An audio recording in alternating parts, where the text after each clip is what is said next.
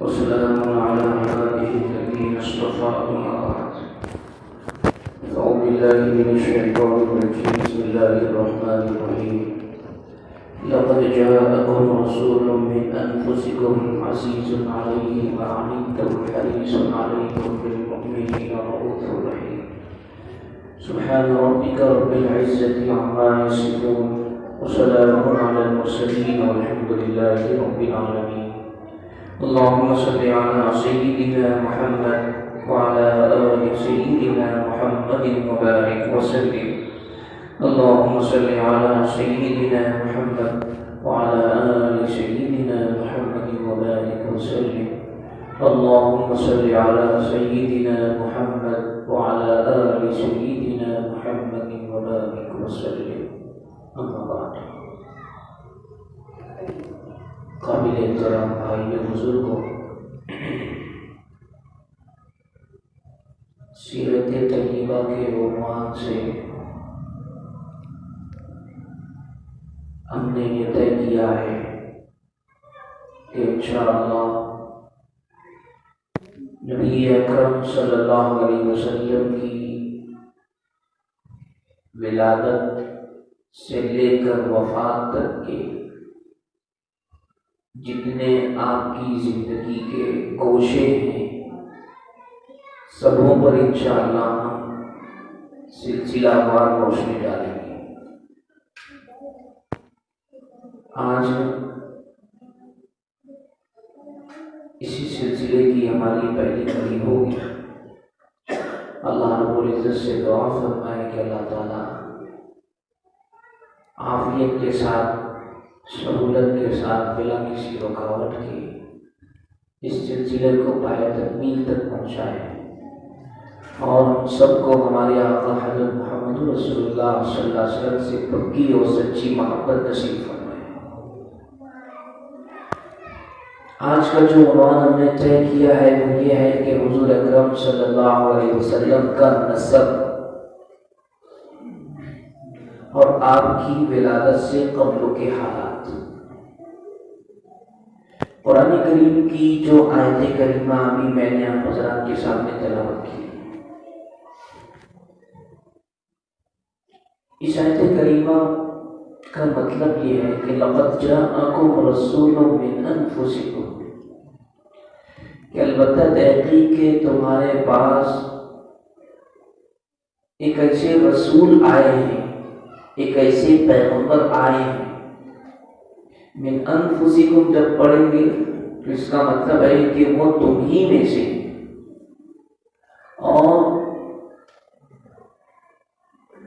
قرآن کے اختلاف کے ساتھ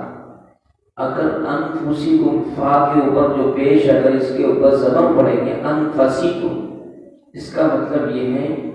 کہ تمہارے پاس ایک ایسا رسول آیا ہے، تمہارے پاس ایک ایسا پیغمبر آیا ہے جو تم میں سب سے زیادہ اشرف، سب سے زیادہ نفیس اور سب سے زیادہ بہترین خاندان سے اس کا تعلق۔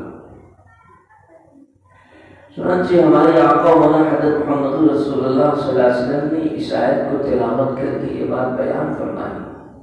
کہ میں تم میں نسب کے اعتبار سے سب سے بہتر ہوں، سب سے بہتر، اعلیٰ ہوں، اشرف۔ اور سرکار دو عالم صلی اللہ علیہ وسلم نے یہ بات بھی بیان فرمائی ہے کہ میرے سلسلہ نسب نیچے سے لے کر اوپر تک، مجھ سے لے کر حضرت آدم علیہ السلام تک جتنی مائیں اور دادیاں اور نانیاں اور مہاں اور جدات گزری ہیں، کسی نے بھی غلط کام نہیں کیا ہے، کسی نے بھی زناکاری نہیں کی۔ یعنی آپ کا جو سلسلہ نسب ہے وہ پورا کا پورا پاکیزہ ہے، وہ پورا کا پورا ایسا ہے کہ جس کی طہارت کی قسم کھائی جا سکتی ہے۔ سرکار دو عالم صلی اللہ علیہ وسلم نے یہ بات بیان کی۔ اور میرے دوستو، اللہ رب العزت جن کو اپنی نبوت کی سرفرازی کے لیے منتخب کرتا ہے، یعنی حضرات انبیاء اکرام علیہ الصلوات و تسلیمات، ان کا سلسلہ نسب ایسا ہی ہے کہ وہ ایسی ماؤں کی اولادیں ہیں،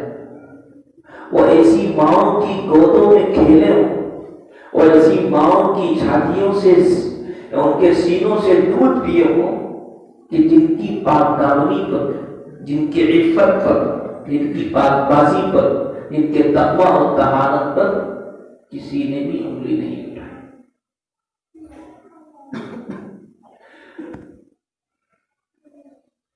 نبی اکرم صلی اللہ علیہ وسلم یہ آخری نبی ہے اس سلسلے کے۔ آپ سے پہلے جتنے بھی انبیاء گزرے سبوں کے نسب کا یہی حال رہا ہے، سبوں کے نسب، اور ماں اور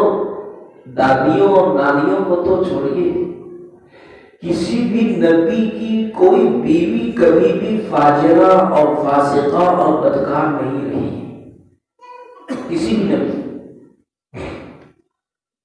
قرآن کریم کے اندر سورہ نور کی ایک آیت ہے، ایک سفر میں ایک واقعہ پیش آ گیا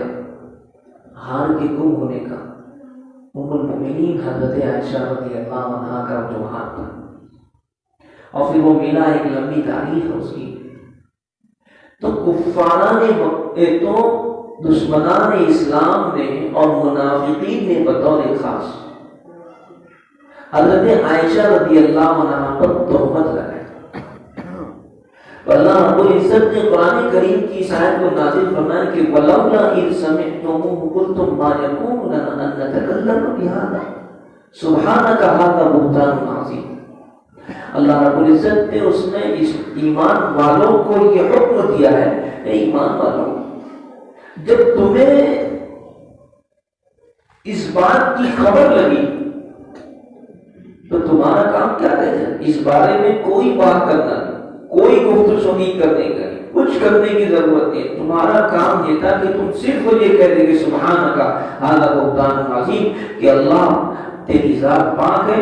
یہ جو الزام لگا ہے، یہ جو تہمت لگی ہے حضرت عائشہ رضی اللہ عنہا پر، یہ بہت بڑا بہتان ہے۔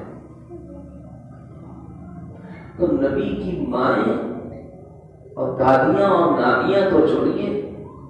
اللہ رب العزت نے کسی نبی کے لیے بھی ایسی بیویوں کو پسند نہیں کیا جو فاجر اور فاسقہ۔ انبیاء کرام علیہ السلام پر ان کی قوم کے نافرمانوں نے بہت سارے الزامات لگائے، الگ الگ انداز میں، الگ الگ طریقے سے الزامات لگائے۔ کوئی کہتا ہے کہ جادوگر، کوئی کہتا ہے کاہن، کوئی کہتا ہے کہ ایسے ہیں ویسے، لیکن کسی نے بھی سرکار دو عالم صلی اللہ علیہ وسلم کے نسب پر انگلی نہیں اٹھائی، کسی بھی نبی کے نسب پر انہوں نے انگلی نہیں اٹھائی۔ صرف یہود نے حضرت مریم پر انگلی اٹھائی تھی، لعنہم اللہ فی الدنیا والآخرہ، اللہ کی لعنت ہو ان پر دنیا میں بھی اور آخرت میں بھی، کہ انہوں نے حضرت مریم پر تہمت لگائی جو حضرت عیسیٰ علیہ السلام کی والدہ ہے، جو اللہ کے نبی تھے۔ تو قرآن کریم کے اندر اللہ رب العزت نے سورہ مریم کے اندر پوری تفصیل بیان کر دی، تقریباً ایک رکوع پوری ان کی طہارت میں، ان کی پاکیزگی میں، اور اس کے علاوہ جا بجا اور متفرق مقامات پر بھی اللہ رب العزت نے حضرت عیسیٰ علیہ السلام کی جو والدہ تھی حضرت مریم، ان کی برات اور ان کی پاکی اور ان کی صفائی کو بیان فرمایا کہ یہ کوئی نظامیہ نہیں تھی، بلکہ اللہ کے کلمہ کن سے یہ پیدا ہوئی حضرت مریم علیہ السلام۔ ہمارے آقا حضرت محمد رسول اللہ صلی اللہ علیہ وسلم کا جو نسب ہے وہ آپ سے لے کر اوپر جو ادنان آتے ہیں، ادنان، یہاں تک کا جو سلسلہ نسب ہے یہ ایسا سلسلہ نسب ہے کہ اس میں جو نام بیان کیے جاتے ہیں اور جو سلسلہ بیان کیا جاتا ہے یہ ہونا چاہیے کہ ثقہ روایات ہے، حضور اکرم صلی اللہ علیہ وسلم نے خود بیان کیا۔ اور کچھ لوگ جو ہوتے ہیں وہ حضور اکرم صلی اللہ علیہ وسلم کے سلسلہ نسب کو حضرت آدم علیہ السلام تک جوڑنے کی کوشش کرتے ہیں۔ تو سرکار فرماتے ہیں، سرکار دو عالم صلی اللہ علیہ وسلم نے ایک مرتبہ اپنے سلسلے کو بیان فرمایا کہ میں محمد بن عبداللہ بن عبد المطلب بن ہاشم بن عبد مناف بن قصی بن کلاب بن مرہ بن کعب بن لوئی بن غالب بن فہد بن مالک بن نضر بن کنانہ بن خزیمہ بن مدرکہ بن الیاس بن مزر بن نزار بن مدرکہ بن ادنان، یہاں تک کہ سرکار دو عالم صلی اللہ علیہ وسلم نے اپنے سلسلہ نسب کو بیان فرمایا اور کہا کہ یہ سلسلہ نسب صحیح ہے اور یہ واضح ہے، اس کے آگے کا جو لوگ جوڑتے ہیں سرکار نے فرمایا کہ وہ لوگ جھوٹ بولتے ہیں۔ یہاں سے یہ جو ادنان تھے یہ حضرت اسماعیل علیہ السلام کی اولاد میں سے،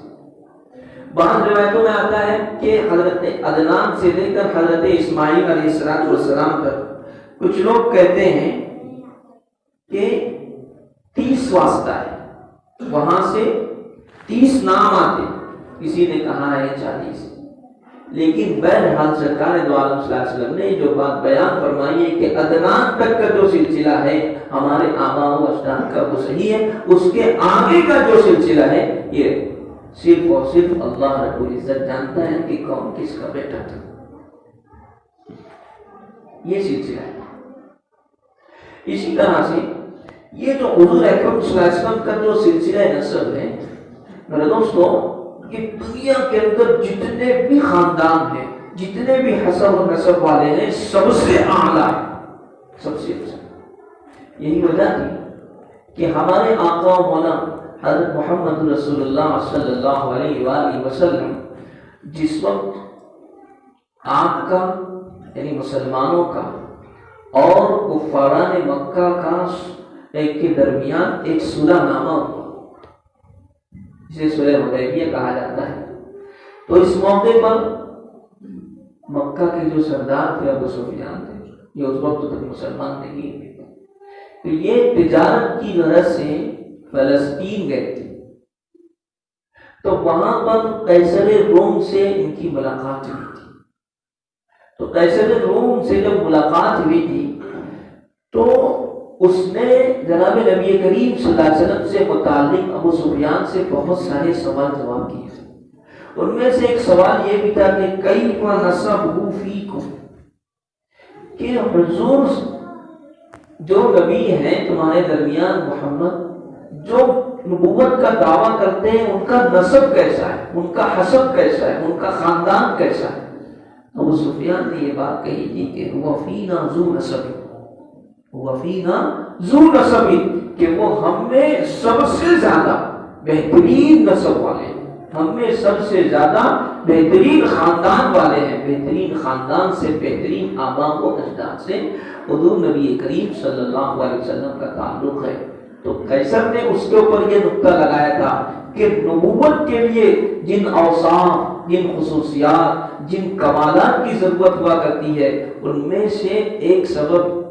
یہ حسب اور نسب کا اعلیٰ ہونا، شریف ہونا اور نجیب ہونا بھی ہوا کرتا ہے۔